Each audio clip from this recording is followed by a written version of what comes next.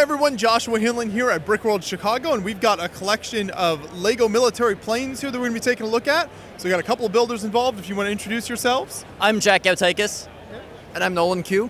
And tell us about this first display here. So this is a hard stand from RAF Framlingham, which is a airfield that the 390th Bomb Group operated out of in the United Kingdom. Here we have a displayed B-17 getting all loaded up for going on a mission. So the B-17 is made out of all real Lego olive, parted out through whatever olive parts have come out in the past couple of years. A lot of the new Lamborghini Speed Champion set, a lot of rare parts, a lot of fun parts usage with the different angles, different hinges to get the shaping of the B-17. It's in 1/45 scale, which is scaled to all these minifigures here. So the scene, all the vehicles, and all the plane, and the hard stand itself is all scaled, including the concrete slabs are to correct slab size of World War II. So the slab technique we used really interesting. The number one thing I wanted the grooves in between each slabs to be really prominent. So the way I achieved that was by using a panel technique. So there are panels on each side, and then I just built these slabs with snot, and then they each set into the hard stand like that. Yeah. That's super effective there. And what's the story with the piano over here? Oh, just, we want to have some fun. It's a convention. There are kids around. We want to tell an interesting and what we feel like is a historical story, but also a story that's human. And, music is an important way to keep busy in a time of conflict. So we're going to be looking at several planes here, but what was the hardest challenge with this one?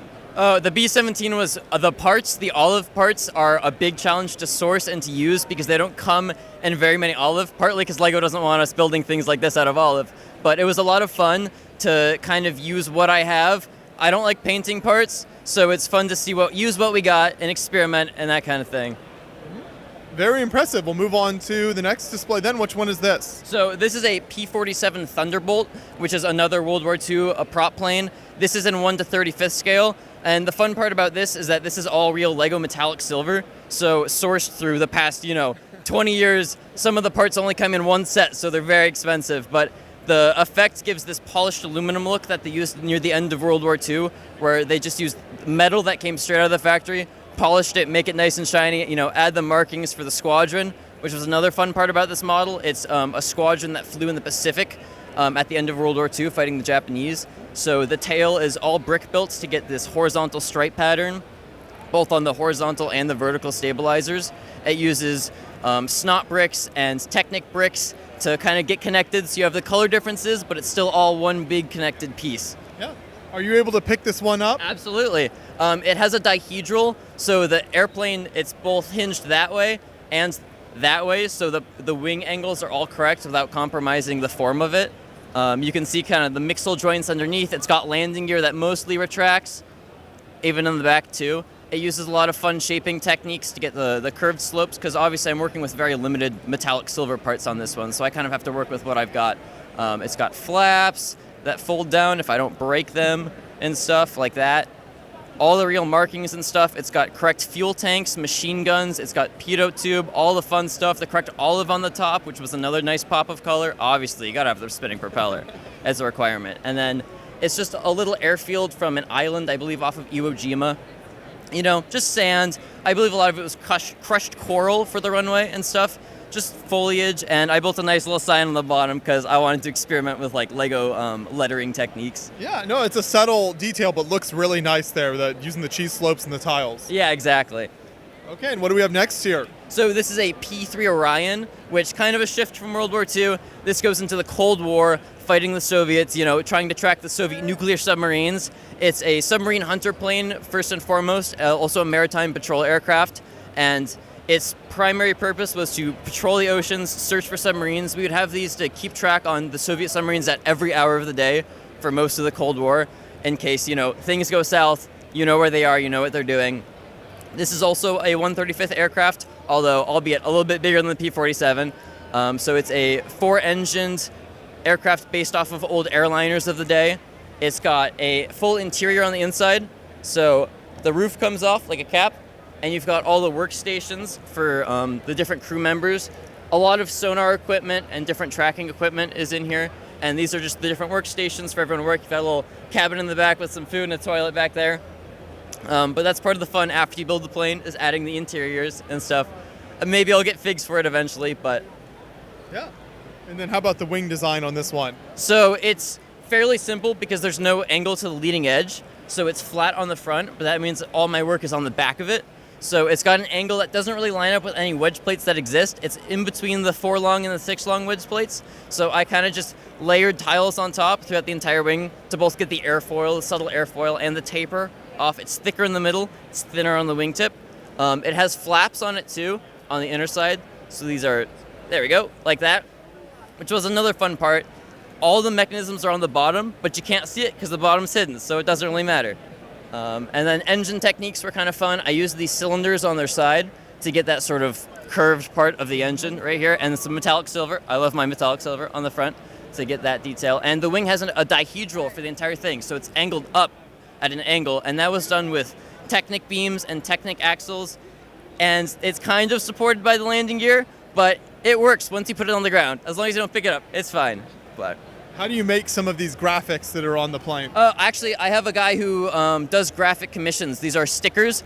This is a real plane, down to the numbers, the markings, and all that stuff. And part of why I wanted to make this was because of the striking image of the bird on the back. It's a phoenix, I believe, for this specific squadron.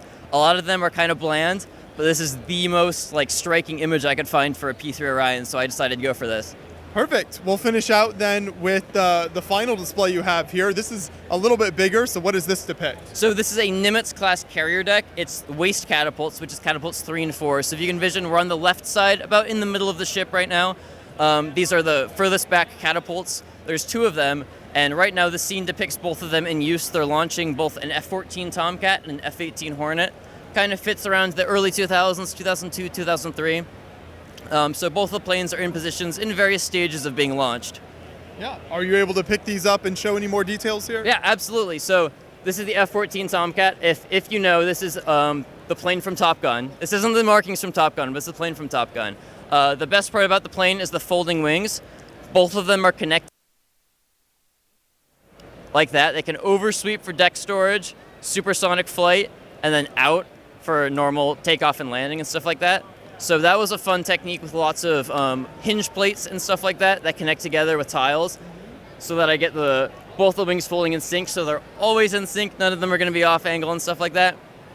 Very different cockpit design on these planes. Yes, this is kind of I made the F-18 before I made the Tomcat, and I'm kind of experimenting with techniques on how to get the canopies. This canopy, I'm very happy with it. It opens up and it reveals kind of a faux interior inside with the headrests and stuff. I used macaroni tiles on minifigure roller skates to get these flush with both the top and the sides to achieve that, the metal structure that supports the glass for the canopy. And then how about this one over here? So this is the F-18 Hornet, which is the predecessor to what we use now in the Navy. And although it's not as striking with the folding wings, it does have folding wingtips for carrier stowage. So both the wingtips fold up. It's got all the proper armament, the weapons, fuel tanks, and stuff like that. And actually, I can pick this one up. There we go. It's got all the proper stuff on the bottom. The landing gear retracts. It's got a little targeting pods, stuff like that, bombs, and all that fun stuff.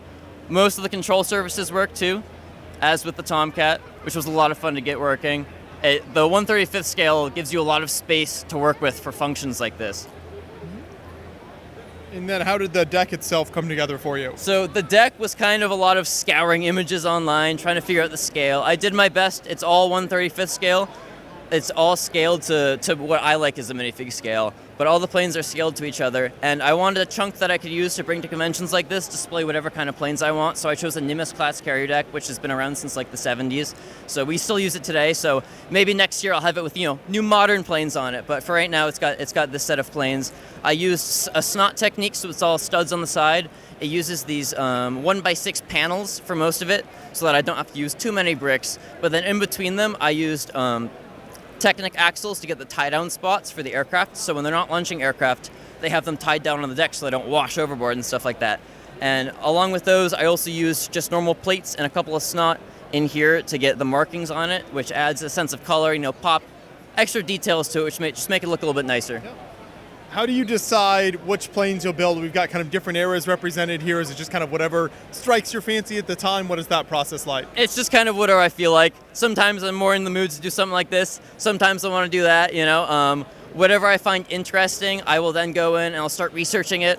I'll figure out, you know, the quirks of it, like the wings fold, what moves on it, what doesn't. I'll also choose a fun livery for the plane. So the Tomcat is Felix 101, which is the last F-14 Tomcat in service with the Navy, and it's just a cool story to be able to tie in with the plane rather than just having a generic aircraft. And then after that, I just kind of, you know, reference images. I print out scale blueprints to make sure that they're all the right proportions and stuff like that. And then, you know, it's just a lot of trial and error, putting bricks together, see what works, see what doesn't. Absolutely. Well, great work here. Thank you so much for your time and for bringing all these out. Thank you. I appreciate it. Thanks for having me.